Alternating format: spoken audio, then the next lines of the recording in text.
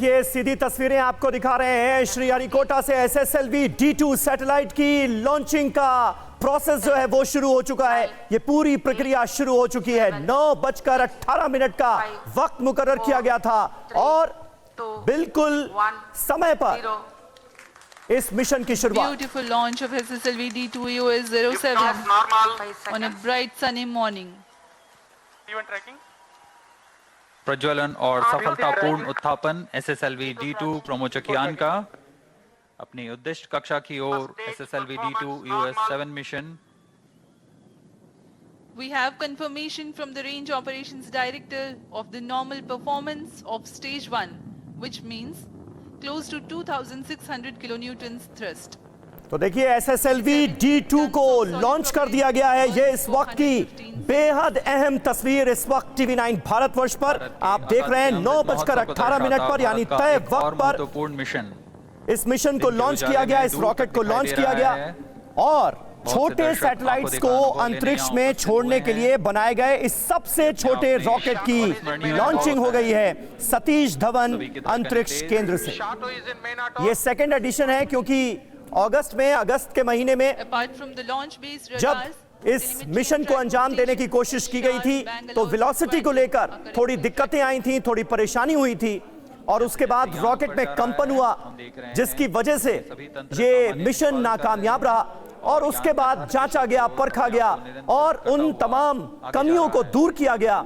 वैज्ञानिकों ने बहुत मेहनत की है इस मिशन को अपने अंजाम तक पहुंचाने के लिए, क्योंकि इस तरह के मिशन के जरिए न सिर्फ छोटे सैटेलाइट्स को कम समय में प्रक्षेपित किया जा सकता है, अपनी कक्षा में पहुंचाया जा सकता है, ऑर्बिट में पहुंचाया जा सकता है, बल्कि इस पूरे प्रोसेस में लागत भी बहुत कम आती है।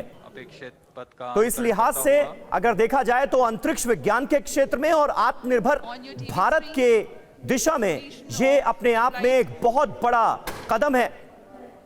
अगस्त में जरूर नाकामयाबी हाथ लगी लेकिन आज ये मिशन पूरी तरह से कामयाब होगा। 140 करोड़ भारतीय इसके लिए कर रहे हैं दुआ। ये सीधी तस्वीरें आपको दिखा रहे हैं और अभी तक जो जानकारियां सामने आ रही हैं तय समय पर द्वितीय चरण का प्रज्वलन शुरू हो चुका है। ये मिशन जो है इसे शुरू किया गया और अभी तक किसी तरह की कोई दिक्कत महसूस नहीं की गई।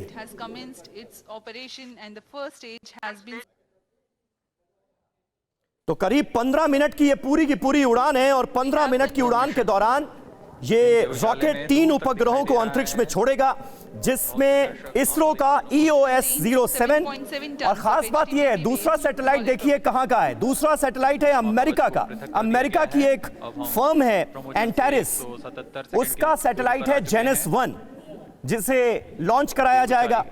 इसके अलावा चेन्नई की एक स्टार्टअप कंपनी है आजादी सैट 2 सैटेलाइट है उसका, वो भी इन 3 उपग्रहों की लिस्ट में शामिल है। ये बेहद अहम तस्वीरें आत्मनिर्भर भारत की दिशा में एक बेहद बड़ा कदम अंतरिक्ष विज्ञान के क्षेत्र में भारत का दबदबा, भारत का रुतबा बढ़ाने वाली ये खबर और इससे जुड़ी बहुत अहम तस्वीरें इस लॉन्चिंग की इस वक्त आप देख रहे हैं। शुरू होगा और इसरो ने जो इस मिशन के बारे में जानकारी दी है उसमें कहा गया है कि धरती की निचली कक्षा में 500 किलो के सैटेलाइट को प्राप्त करेगा, निचली कक्षा में छोड़ा जा सकेगा इस मिशन के जरिए। Shar Bangalore continue to track. Trivandrum and Port Blair stations have started to acquire. और इस वक्त साइंटिस्ट गौहर रजा साहब इस वक्त हमारे साथ फोन लाइन पर मौजूद हैं। गौहर रजा साहब, ये कितना बड़ा मौका, क्योंकि अगस्त में जब इस मिशन को अंजाम देने की कोशिश की गई तो कुछ खामियां भी आई, वेलोसिटी को लेकर दिक्कत हुई और उसके बाद फिर से तैयारियां की गई और आज एक बार फिर ये मिशन कामयाबी की रफ्तार पकड़ता हुआ नजर आ रहा है। कितना बड़ा मौका आप मानते हैं इसे? देखिए, हर मौका जो टेक्नोलॉजिकल एडवांसमेंट या साइंस के लिए जरूरी होता है वो बड़ा मौका होता है हम साइंटिस्ट के लिए। सवाल ये नहीं है कि कोई मिशन कामयाब हो गया और अपने ऑब्जेक्टिव पे पहुंच गया या नहीं पहुंच गया। सवाल ये है कि हमने कहाँ तक उसको पाने के लिए कोशिश की और उस कोशिश से हमने क्या सीखा। बिल्कुल बिल्कुल। पिछली बार जो नाकामयाबी हुई थी और हमारे कई प्रोजेक्ट्स में हो चुकी है, दुनिया भर में हमसे कहीं ज्यादा नाकाम प्रोजेक्ट्स ही ने रास्ता दिखाया है कामयाबी का। तो साइंस में और टेक्नोलॉजी में खासतौर से इसरो के लोग, के साइंटिस्ट को, कलीग्स को मुबारकबाद बार बार देनी चाहिए कि उन्होंने हिम्मत कभी नहीं हारी है। उन्होंने कभी ये नहीं कहा कि चलिए फेलियर हो गया तो अब खत्म हो गई बात, अब हम ट्राई नहीं करेंगे। और यही तरीका होता है साइंस एंड टेक्नोलॉजी में कामयाबी का तरीका। मैं समझता हूँ कि इसरो ने बहुत डाइवर्स तरीके के अब एक्सपेरिमेंट्स करना शुरू किए जी। जो नए रास्ते खोलेंगे। इसमें मिनी व्हीकल्स से लेकर के और स्काईलैब तक का प्रोजेक्ट अब हमारे सामने है। बट एज साइंटिस्ट मैं आपके दर्शकों को, आपके लिसनर्स को ये बताना चाहता हूँ कि अब मौका है इस मुल्क में कि हम टेक्नोलॉजिकल मास्टरी कर चुके हैं बहुत सारी चीजों में। अब हमें इसरो का स्पेस साइंसेस का इस्तेमाल शुरू करना चाहिए और उसके लिए जरूरी होगा कि इसरो के ताल्लुकात स्कूलों से, कॉलेजेस से, यूनिवर्सिटी से जो बन रहे हैं, ऐसा नहीं है कि नहीं बन रहे हैं जी, ज्यादा से ज्यादा बढ़ाए जाएं, क्योंकि स्पेस साइंसेस में जब हम रिसर्चर्स करते हैं तो उसके लिए कोई एक दो ग्रुप काफी नहीं होते हैं।